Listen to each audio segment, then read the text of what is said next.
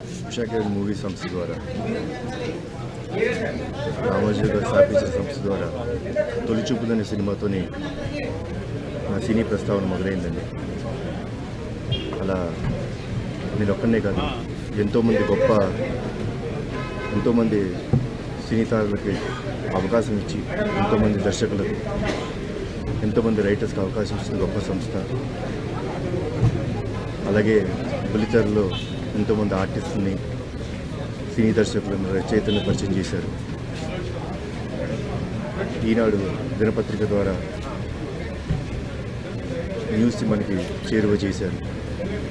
ETV ద్వారా మనకి ఎన్నో న్యూస్ అందజేసిన గొప్ప వ్యక్తి రామోజీరావు గారు. అలాగే Ramoji film city, Asia's biggest film city కట్టి